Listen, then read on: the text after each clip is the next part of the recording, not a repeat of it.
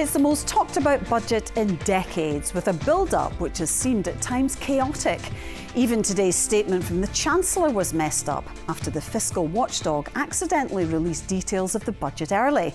The budget's contents added up to £26 billion worth of tax rises. Included in that is an extension of the freeze on national insurance and income tax thresholds. Some of that doesn't apply in Scotland. Other UK-wide measures include a new mileage tax on electric vehicles, a steep hike on the online gambling tax, and a lowering of the cash ISA tax-free allowance. At the same time, spending on benefits has gone up, and to the delight of Labour backbenchers, it was announced that the two-child benefit cap will be scrapped. Some of the time, the atmosphere in the House of Commons today was very tribal. I know that maintaining these thresholds is a decision that will affect working people. I said that last year, and I won't pretend otherwise now. Madam Deputy Speaker, I am asking everyone to make a contribution. I can announce today, fully costed and fully funded, the removal of the two-child limit in full from April. Not austerity, not reckless borrowing, but cutting the debt, cutting waiting lists and cutting the cost of living. Those are Labour choices, promised and delivered by this budget, promised and delivered by this Labour government. And Madam Deputy Speaker, I commend this statement to the House. It's a total humiliation, Madam Deputy Speaker. Last year, she put up taxes by £40 billion, the biggest tax rate in British history. She promised that she wouldn't be back for more. She swore it was a one-off. She told everyone that from now on, it would be stability and she would pay for everything with growth. Today, she has broken every single one of those promises. If she had any decency, she would resign. A caring society, a growing economy, a plan to drive down household bills, boost high streets and go for growth with Europe. That is the vision the Chancellor should have set out today. Instead, we got a low-growth, high-tax budget from a government that I fear just isn't listening.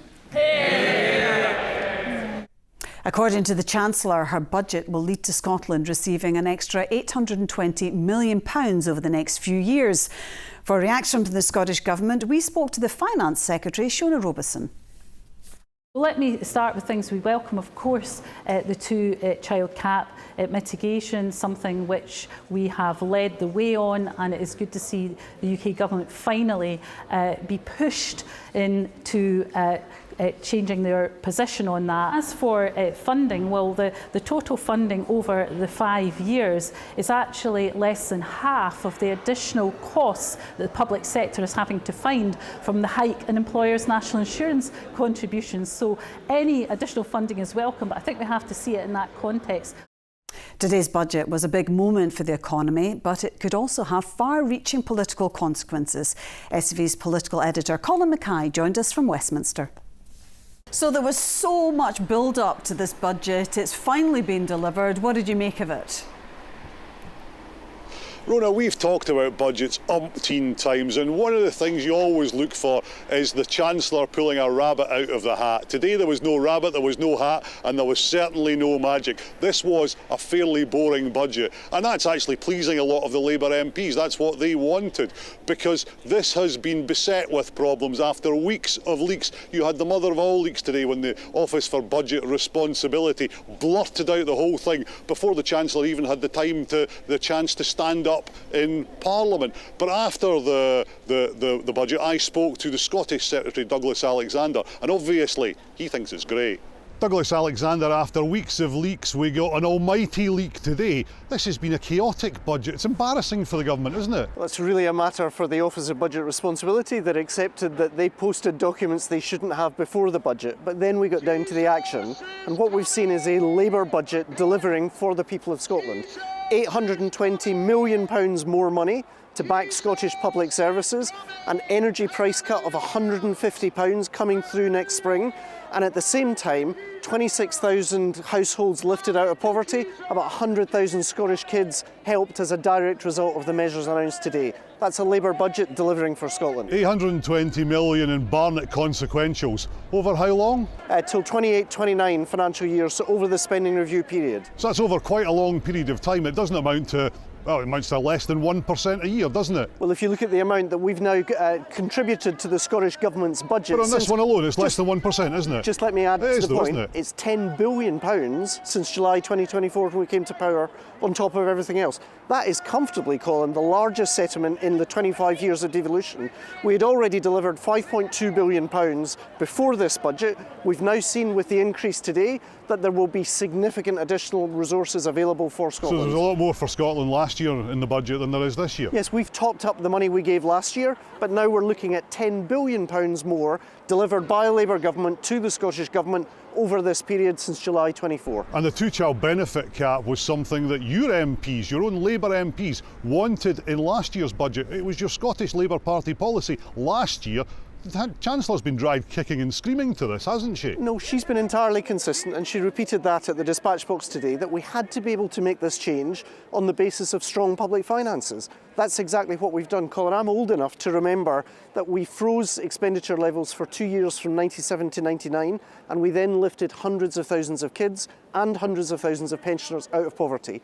Once again, we've got a Labour government stabilising the public finances and now acting. 100,000 kids in Scotland benefiting from the measures announced today, 26,000 households in Scotland lifted out of poverty by that sole measure alone. And 14 million announced for Grangemouth today, which I'm sure will be welcomed in the local area.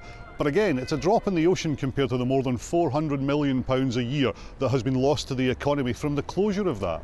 Yes, of course, but again, this is new money that we're committing in large measure in terms of Grangemouth today. That money will be focused directly on bringing jobs onto the site in Grangemouth. How soon? Well, the money is now available. What we're looking at is a range of projects which are coming both to ourselves and to the Scottish Government, but that means there is capital that can now be deployed to get those jobs onto the Grangemouth site as quickly as we can. How soon? Because it has been a long time coming and a long time waiting for them. It really depends on the commercial partners coming forward, but I've been encouraged since I've taken office in the last couple of months by the range of businesses that want to see new opportunities seized on the Grangemouth site. I argued within government that we needed more money in support of Grangemouth, and that's what we've delivered today. And talking of jobs, does this budget save the Chancellor's job? Does it save the Prime Minister's job? Listen, the real issue today is not the Chancellor and the Prime Minister. I think they both did very well at Prime Minister's questions and at the budget. What this does mean is that people working right across Scotland bringing kids up in poverty will be able to help their kids no longer live in poverty. People who are working in Scotland whose energy bills I recognise have been rising will now see their energy bills cut by £150. And at the same time, all of us as working Scots who rely on public services will be benefiting from that additional £820 million. Douglas Alexander, thanks for joining us in Scotland tonight. Thank you. Well, as you say, you'd expect Douglas Alexander to be positive about the budget, but what's the wider reaction been? The SNP have been utterly dismissive of it. They say it will do nothing to tackle the cost of living crisis. And actually, the Office for Budget Responsibilities figures suggest that real household disposable incomes will barely move at all over the next couple of years.